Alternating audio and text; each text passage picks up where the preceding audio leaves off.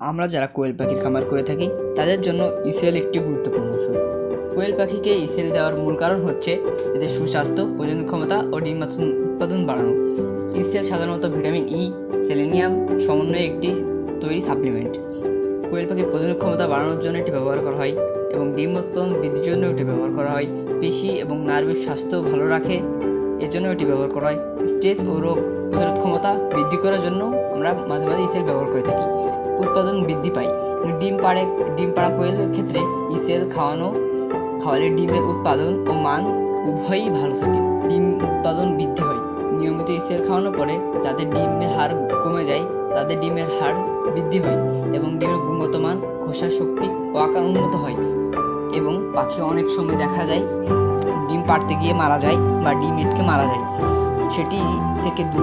সেটি থেকে পাখিকে বাঁচানোর জন্য আমাদের অবশ্যই ইসেল ব্যবহার করা উচিত।